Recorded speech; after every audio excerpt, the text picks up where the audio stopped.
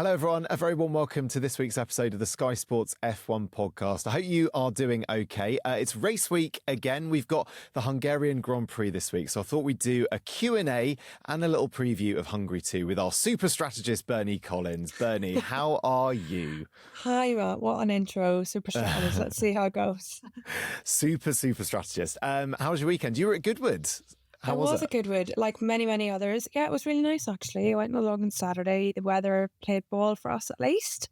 We managed to get out before the rain. And I think I love about Goodwood is obviously we get to see the F1 cars up close quite a lot. But lots of other people don't. And it is the closest you'll get to an F1 car, I think. But I really love looking at all the old cars. I love all the historics. I love some of the rally cars. So such a big mix of stuff. Some of the motorbike stuff that was there as well. It was really great.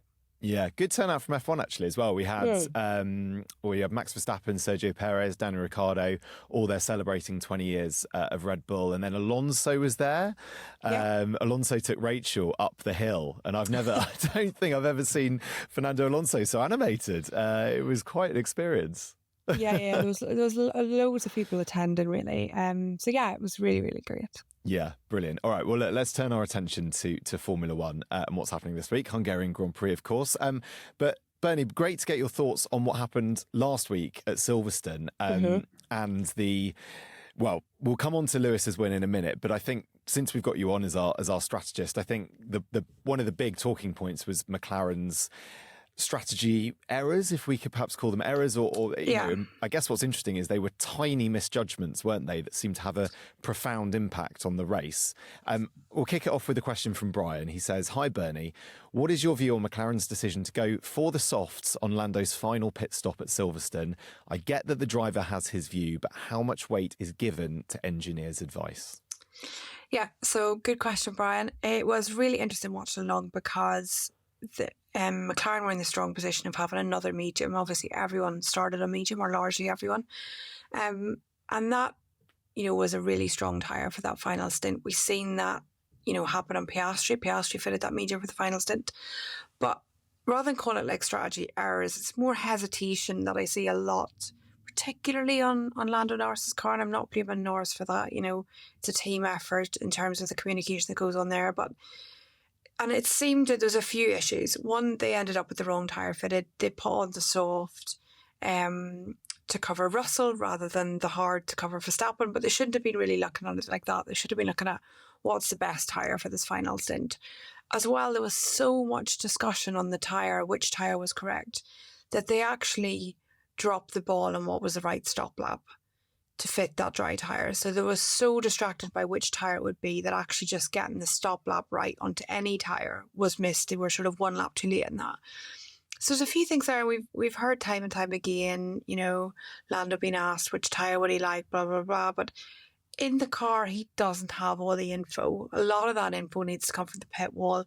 It needs to be a good discussion between the tyre engineer, the strategy engineer, how many laps you're going to do, what's best suited for the car, what's available, etc., etc.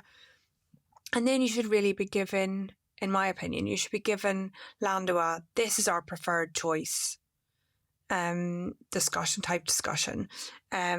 We think the medium, and in general, drivers agree unless they've had a really terrible first stint on the medium, for example. But in this race, he's not tried the other two, so he can't give you the info on that, and he more reacted to that he wanted to win and therefore cover Russell than worry about Verstappen, and he wasn't thinking, I think, about the tyre. So it's team dependent who makes the decision. Teams to teams, relationships vary, but in my opinion, that should come with a real strong recommendation from the garage. When you were on the pit wall, was that your preferred method, to have it come from the pit wall and basically tell the driver this is what's happening unless you strongly disagree, and then they feel empowered to say something? Exactly, yeah. And at that moment, in this sense, is very interesting in Silverstone. The first thing the driver needs to be concentrating on is what's the right lap to fit a dry. So it's going gradually from entering to dry conditions. That's what his focus needs to be on, is what is the right lap for the dry. Because that needs to come largely from the driver. The driver needs to make the decision about when the track is dry enough, largely. I think then between, I would have worked real closely with my tyre engineer. You would be looking at how many laps are left to go. So how long does the tyre need to last? Which tyre you think is going to be best for that? How slow are the first few laps going to be based on how quickly the track is drying? And I think all of that does need to come from the pit wall and then say, we're going to go for the medium, or, they might say we're going to go plan B, however they've decided to discuss it.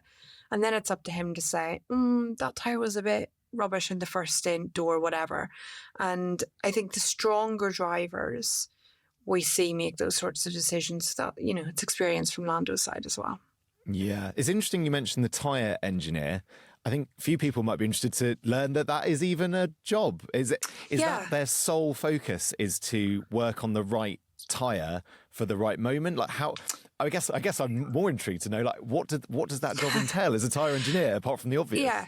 So the tyre engineer, most people have one tyre engineer per team in the garage, and then they'll have, more working on tyres back at the factory. Tyres are real interesting. They're almost like, the black art of F1, because they're not something that operates consistently all the time. Tyres by their very nature are so dependent on track temperature, internal temperature, how the cars operate, and all these sorts of things. So basically the tyre engineer at the track is trying to get the best out of each set of tyres, each compound that we have. They'll be working with the race engineers very closely to get the right car set up, to get the right pressures in, to get the right temperatures in the brakes, all these different things. So they're working with a variety of other engineers around the garage, but trying to get the tyres we talk so much about in the working window. They'll be giving advice to the race engineer on outlaps, which he'll then give to the driver. And then part of that role is in that race situation, helping the strategist or the race engineer decide what is the right tyre for that final stint. And then outside of that, in the factory in between races, they'll spend a lot of time looking at, we talk a lot about, and I think Lando actually came out after Silverstone and said they weren't very good on the soft tyre all weekend. So their tyre engineer at McLaren will go back and look at why that soft tyre wasn't operating, what they can do better going forward. So they do a lot of work, and they work in the simulator with the drivers, trying to get it all set up. They work through all the tyre tests, obviously, but yeah, there's a whole team of people based on the simulation and trying to make the tyres work well. That is fascinating to me. I find that very, very interesting. And I guess, it's a super critical role. I think it makes you almost have even more understanding and respect for how quickly these decisions have to be made. And we could go back to Canada, when obviously Lando was due to pit, or was considering pitting, and he stayed out, and it meant that he essentially lost the lead, didn't he? Because he stayed out.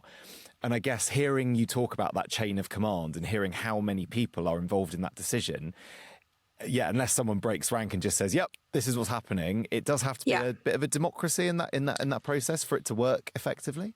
Yeah, it does, and it does. We spend a lot of time, let's say, pre-race for Silverstone. If we stick to that one, you will go into the race and you will know, okay, for stints of 0 to 10 laps, the soft is better. From 10 laps to 15 laps, the medium is better. Whatever the case may be. So you will have that defined in advance a little bit. And then every lap of the race, these communications should be happening in the background, deciding, okay, based on what we know now, what is the best tyre for this final 10, 15, 20, whatever number of laps it is. So those conversations should be happening all the time in the background. And therefore, the information you give the driver should be quite concise at the point that you decide to give it. You should be saying, okay, now we think X tyre or Y tyre or whatever. So yeah, it's a bit surprising that didn't happen. And the Canada example, again, there's more going into that because you're trying to watch the radar and predict what's happening going forward. Whereas the Silverstone one was the track is dry and everyone knows it's going to dry. It's just what's the right point to stop and what tyre for the next however many laps it is. Well, that's why they get paid the big bucks. Big decisions that have to be made on the track. Let's move on from McLaren and talk, sort of wrap up the other big story of last weekend. I mean, the huge story was Lewis Hamilton getting back to winning ways. Just interesting to get your reflections really on that. The dust has settled a little bit on Lewis being now back in the winners the winners circle, if you like. I mean, what did you make of his win last week? Well, yeah, I think, fantastic win. Home crowd couldn't have been a better place for him all weekend. It was actually on the main stage at one point, and the whole crowd was really rooting for Lewis, really wanted him to do well. A bit of the fairy tale his last year in Mercedes. So, yeah, lots to celebrate there. I think when you look at the race itself, or if we look at Mercedes, they've been sounding quite confident for a few weeks now. And it didn't necessarily shine through that early on in Austria, and they were gifted a little bit the win with Russell, but still they were P3, which they've not been in previous races. And then Silverstone sort of highlighted, that they are back, very well rooted within those top 4 teams that are now competing quite closely. Lewis fit to get the best out of it. And one of the things that I found quite interesting going back through it was, in the earlier pit stops in Silverstone, I think it was Perez and Leclerc stopped too early onto the Inter. They stopped 4 or 5 laps before everyone else when the first little bit of rain came. And Mercedes actually asked Lewis to stop at that point. And Lewis said no. He did, yes. Yes. So that is, that is experience shining through. He's been given the information that says it's only a small bit of rain. You have to survive it. Then it's going to rain again. And he was told to box. Because if Inter was quicker, and it was quicker for, a small proportion of the time. And he very quickly, came back and said, actually, some bits of the track are too dry. And that is, they weren't getting caught up in the very deep deal of the discussion. It was just, this is our key decision. Is it ready for Inter or not? And that was really good, I think, from Lewis. That would have ruined his race to stop at that point. So yeah, and you see these sort of marks of someone who has that experience, a team that has experience, a team that are working well together, shine through in those examples. And as a leader moves to dry tyres, for example, Lewis isn't asked between a soft and a hard, and he's just making the call on when's the right lap to stop. And I think it was only Verstappen that got both calls perfect, but making very good decisions and working really well as a team. Do you sort of buy into the fact that McLaren are new-ish in this phase of McLaren Formula One team? They're new to championship battles. Mercedes have got 8 years of constructor winning experience behind them as they, that was only 3 years ago. So a lot of those personnel are still part of that team. With McLaren, hugely talented people part of that team. Of course they are. And Andrea Stella, huge credentials and the drivers and the teams that he's worked with. But right now, Mercedes perhaps do just have that edge, especially with Lewis Hamilton, obviously with his experience as well. Yeah, I think Mercedes and Red Bull appear to have the edge in terms of making consistently good decisions as a team. If we talk, the Mercedes one was a mistake from the pit wall to call him in, and they got away with it because Lewis. So as a team, the decisions are really good. Same happens across Max and GP, for example, definitely. So it is that, and I think it's just the build of the relationship with Lando Norris is pretty new. And there just doesn't seem to be that trust there. So I don't really think it's that McLaren having the experience of it, because every team, the midfield battles of making strong decisions is really tough when you're fighting for, the points at the end. It's as big a difference as the win versus P2 really in some ways. So, and they should be doing, all these teams are really good at the analysis they do at look back on every decision. So they should be better at it. I'm a bit surprised. I think there's been a few maybe personnel changes from a strategy side. So they just need to get a bit more trust. And, I think one of the things in strategy, even if they'd made the decision on that final pit stop, what tyre they were fitting, and it was wrong, then you go back and you review it later. But that would have been better than having this hesitation. But I just think Lewis is happy to call out the pit wall. The pit wall are happy to call out Lewis and tell him, it's going to be fine. You need to keep going. We've heard it so many times where he's saying, I can't make it. And they're like, we will, you can, So they're just a bit more, almost less polite with each other, if we say it like that. It's just like, this is what we think and we think you're wrong, and they're able to call each other out on that. Whereas in the Lando and McLaren, it's a bit more polite. It's a bit like, well, what do you think? Or like, so you go first, or you go. Yeah. And then like, we just can't have that in F1. It just needs to be, this is my opinion, and I'm sticking to it type thing. So it just needs a bit more work. I guess the sign of a very good, strong professional relationship is being able to say what you think without fear of upsetting or offending someone else, right? So Exactly. Yeah. In any walk of life, that's a good thing. Okay, that's very, very interesting to get your thoughts then on Mercedes and McLaren. A few more questions here. Mark would like to know, and this is about the what's going on at Red Bull at the moment. He says, given that you've worked with Sergio Perez, are you surprised by the gap at the moment to his teammate Max Verstappen? Yeah, I am surprised. This is an honest answer, Mark. Verstappen is incredible, and I think it's very difficult. Because you're always comparing directly to a teammate, it's very difficult to get a good read. We can't compare to Lewis, we can't compare to Leclerc, we can't compare to any of these people. Unfortunately, some of the other people that, went into the second Red Bull as really strong drivers were seen to be very easily beaten down, and we didn't get a true compare like to like. I think Verstappen can drive a car that others can't. But I am a bit surprised with, a few years ago, Checo was doing really well. The first few races then quite quickly fell away. This year as well, there's big questions being asked there. And I don't know where the fall is done. Is it that Checo's just not good enough? Is it that the team aren't working well enough? The car setup isn't in the right place? My understanding is the car is quite hard to drive. As a car, you need to be very settled in it. So, but it seems like more of a case of it just not suited. The gap's quite big.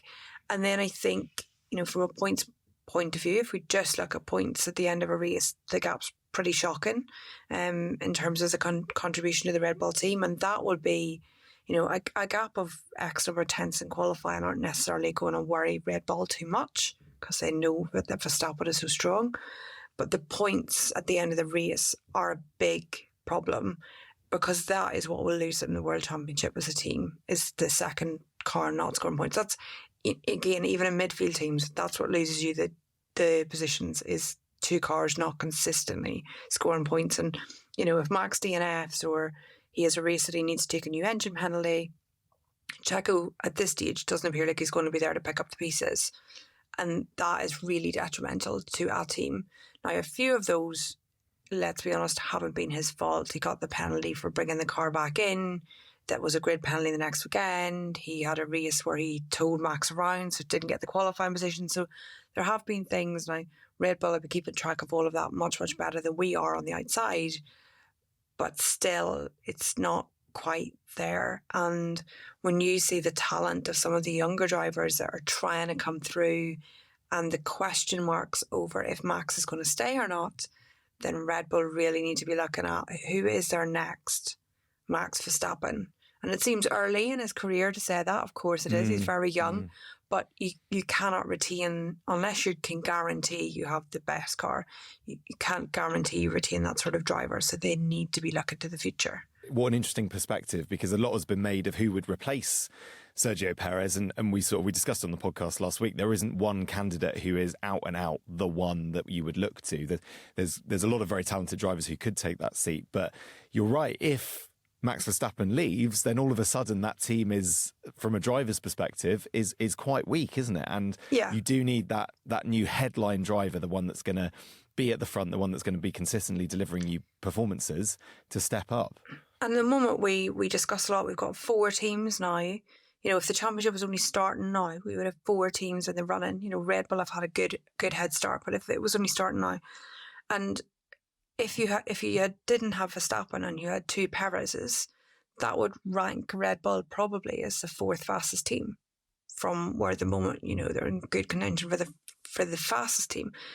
And that's massively detrimental to your income and how your team operates. So, yeah, I think whatever is going on in the background that, we're obviously not fully privy to, the Checo I knew was very good at bouncing back from a bad qualifying, a bad race. But I guess when it's happening consistently, and when I was working with him, he was the point scorer in the team generally. He was the one that was scoring more points than the other, generally. So it is a much more difficult situation, and it's taken longer to break down Perez, if we want to talk about it like that, than it has the other teammates that we've had of Verstappen in the past. But if that's how it's happening in Red Bull, they've got big questions to answer. Like, how do they support someone to grow and learn from Max rather than be beaten from him because they need two cars? You're right. It's almost the same story, but it's just been a bit of a longer, longer chapter exactly. or a longer book. Yeah. But ultimately the same result. Very, very interesting. I guess maybe 2 races before the summer break, potentially to really stake a claim for that seat. Maybe a decision has already been made. Time will tell. Okay, we're going to change tact. Charlotte would like to know, what new things have you learnt about the sport now you've stepped into a commentary role? That's very good. I think the thing that I have learned, let's see what I've learned the most interesting. Well, the one thing that I didn't really know is how many people go into making TV, like how much is going on in the background, what's happening in the studio, you know, how it's edited together, all the clips, all this sort of thing. Like, I guess from an engineer's point of view, you were maybe a bit guilty of being in the paddock and thinking, oh, those guys don't really do anything. So, you know, that's been interesting, you know, the amount of effort and work that goes into making it happen. I've learnt lots of acronyms that I didn't know before. So now I know that VO means voiceover, and I didn't know that before. I didn't know what that was. So I've learnt loads of those little things. And then I think, I guess it's interesting from the people at home's point of view is I didn't realise fully that the coverage of what's happening on track comes centrally to Sky, and then we use that coverage and we add to it, of course, with our own commentary or our own little insets into the screen. But actually the main coverage, which battles we're watching on the main screen, that comes globally. So I hadn't fully realised that. Yeah. No, all true. I think it's fair to say, Bernie, we've learned more from you than you've learned Definitely from us. not. I don't think so. I think you've been a wonderful addition to our team. We've learned a lot Thank you, from Matt. you. So, it's very kind. There we go. Let's move on. Sprint races. Now, sprint races have been announced for 2025. It's basically the same as this year. China, Miami, Belgium, Austin, Brazil and Qatar. Are you surprised, Bernie, that there hasn't been more changes? I mean, we seem to have maybe reached a point with sprint races where we've got something good going on, and we know the TV figures are reflective of that. That the 6 that we have at the moment seem to be going well. Did you perhaps want more sprint races, less sprint races, a tweak to the format? How did you see it? Well, there's a few things. I was a bit surprised they were announced so early. I thought, you know, let's see how the rest of the season goes. I guess that means they're happy potentially with the regulations that we have now for sprint, because obviously that's changed over the last few years. I've not heard anything from anyone inside on that, but I think the current regulation format works well. I was surprised Austria didn't remain on there. So we had Austria sprint for the last few years, and we don't have next year. That's right, I think, Matt. I can correct me if I'm wrong with that. But it was one where, you know, generally the sprint races have tended to be at tracks where overtaking's quite easy. Which is why like somewhere like Brazil's on there. And Austria is one of those tracks where overtaking is possible and there's high degradation. So I was a bit surprised that it wasn't in there. And yeah, I thought they would have waited a bit longer to take more of a view of whether we do more or less sprint races. So I'm surprised by the timing of the announcement more than the announcement itself. Interesting. Yeah, I get maybe there's logistical things. Yeah, maybe for people buying tickets or whatever. I don't know. But yeah. But no, you're right. The timing's certainly interesting. I think the format, we've reached a point with the format, haven't we, where most people seem to be in agreement that it's a decent way of doing it. Certainly it's the best format we've had so far. But yeah, I wonder, I was perhaps surprised we haven't added maybe a couple of sprint races with the success of them. And maybe I like the format because it's much more in line than it was before. Whereas before it switched and changed, now it sort of follows it session to session. So I think it's pretty good. But yeah, like you, could there be more? I don't know. Yeah. That will always divide opinion. Always, yeah. As long as we have sprint races. But yeah, so there you go. More sprint races announced. Oh, sorry. The same amount of sprint races announced, but the tracks announced for 2025. Okay, let's talk about Hungary. We go to Hungary this week, and I think one man who is probably going to be the most excited to go to Hungary is Lewis Hamilton, having won there 8 times. He's a bit of an expert in Budapest. So, look, sort of open question, really. What are your expectations for the 4 teams that we know can win races? How do you think they'll stack up in Hungary? Well, Hungary's, very high downforce track, very difficult to overtake.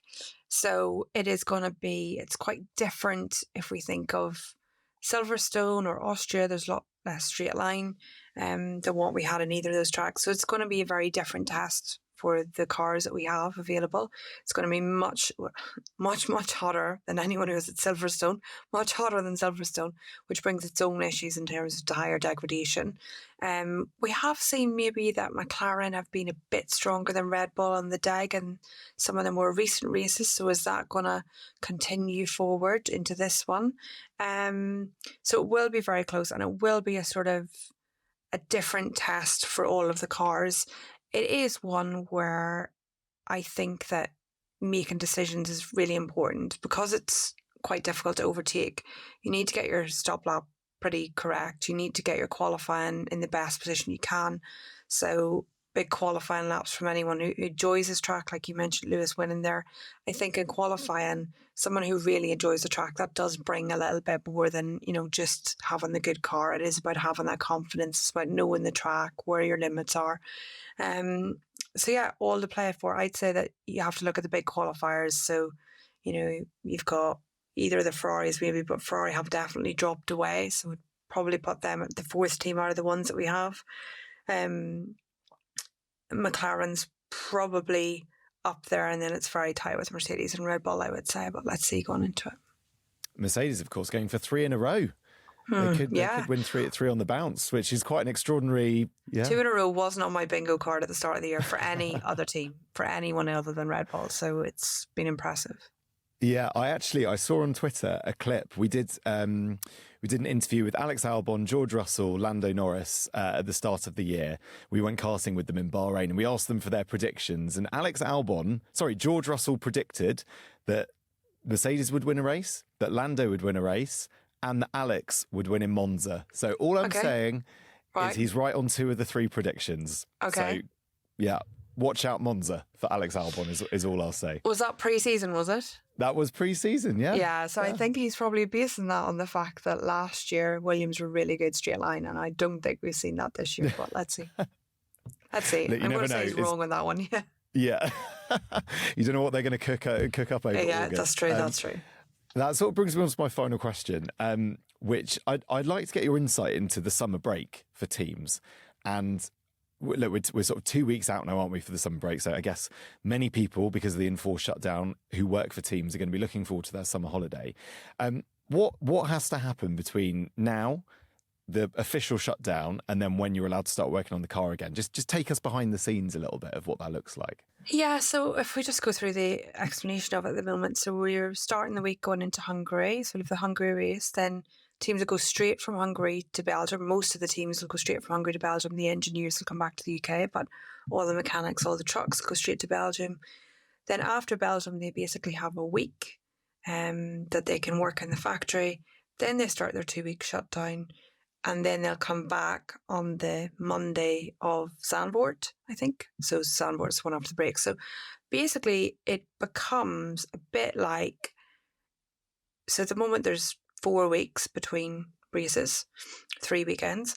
You basically take out 2 weekends, 2 weeks in the middle, and you basically have Hungary or Spa a week, then a weekend, which is actually 2 weeks, but a weekend, then you'll go the Monday of Zandvoort. So you just take out the bit in the middle. So teams will end up bringing a lot of their equipment and all of their people back from Spa. And then a lot of them come back to the factory. The car is dependent on where they are in their schedule of strip or rebuild or paint or whatever. Certain things will happen, and then they'll get sort of packed up and ready to ship out to Zandvoort. Now, because of the location of both of the tracks, it's not far from Spa back to the UK. It's not far out to Zandvoort. It's likely that a good degree of stuff will come back and have some work done out. It'll be arriving back in the factory probably like the Monday or Tuesday after Spa, and it'll be heading out to Zandvoort from the Monday. So you'll have a few days that people can work in the factory. But obviously nothing happens in the factory over the 2 week shutdown. phones are left off, laptops are left off. There's nothing, you can't send out parts to be painted in an external supplier. Like all of that sort of work is banned. So you do basically have to ignore those 2 weeks. You can't do any engine stuff. I think, as a bit of an aside, the only exception is a team that has a really big accident in Spa can ask for an exception that they can work on sort of repair damage from that race. So it a bit becomes sort of a double header, a normal weekend, and then I think they're straight into another double header after that. So it's pretty hectic for the teams. You get this sort of, the last one before shutdown is a really interesting one because it's like the last day of the school holidays. Yeah, I was going to ask that. Yeah. Everyone asking like where you're going on holiday or what you're going to do or any plans. It's a bit like, it is like a last day, of summer, so school holidays type feel. A lot of people who, because they've worked quite a lot, a lot of the race team or the engineers, when they go back to the factory, will probably try and get all their work done sort of Monday, Tuesday, and then be off, from a few days after Spa, basically. So they'll have longer than the 2 weeks potentially off, but the factory will be working right up to that limit. And yeah, it does. I think the thing I really liked about it is, in a normal job, when you take 2 weeks holidays, you come back and your laptop's still full of emails or someone's texting when you're away or whatever. There's always something that's happening in the background. Like when you leave to go on shutdown and you come back, nothing has changed. There's been no movement. So it's just like you've had a weekend off, which is really great because you don't spend the first morning going through all your emails to figure out what's happened or trying to find where you've left something and someone's moved it or whatever. So that's really good. You get a lot of maintenance happening on things. So maintenance can happen on things like the wind tunnel. Obviously you find that IT have reprogrammed everyone's computer and phones and all that sort of stuff. So some stuff like that will happen, or any desk moves that need to happen, those sorts of things. So there's lots of that sort of stuff going on in the background. Just the general maintenance that you don't get time when you're going from race to race to race. But yeah, I think given they've had a triple header, now a double header, the 2 weeks would be really fortunate for the teams. They'll be really ready for that. I think some of the teams actually even supported Goodwood last weekend. So some people have done 6 weeks on, which is just quite tough, you can imagine. So yeah, you always get to the shutdown and you're really ready for the break and the reset, and you come back a little bit refreshed into Zandvoort. But because literally nothing happens, it's not like this extra opportunity to get upgrades through. It doesn't really work like that. So yeah, I really enjoyed the shutdown. It doesn't work for everyone because those that are in the factory that can take any week off would prefer not to be in school holidays, but for most of us it works pretty well. Fascinating. Yeah, anyone who's ever done a handover to someone else who's taking over their job while they're on holiday or anything will know how stressful that period is. Yeah. You're almost like you get to going on holiday and you go, oh, goodness me. I'm almost like I'm more tired now because I've had to do all that stuff. So actually, yeah, it probably does work for everyone in F1 because they do. I guess one thing to say is actually I think some of the marketing are allowed to work and sort never of stops. HR and stuff. Marketing never stops. So you'll still see content probably from all of your big teams, but that's why, because they're allowed to work. There's no Instagram ban.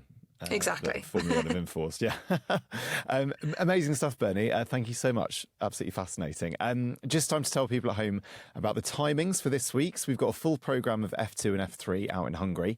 FP1, though, for Formula One, we're going to be on air from 12 o'clock. FP2 is 3:45 for a session start of 4 p.m. Saturday, FP3, 11:15. We're going to build up to FP3. Then Quali, we're on air from 2:15 before a session start of 3 o'clock. Sunday, you can join us from 12:30 for a race start of 2 p.m. Bernie, thank you very much. Thank you, Matt. Appreciated that. We will be back next Tuesday, as always, to look back at the Hungarian Grand Prix. See you then. Bye-bye.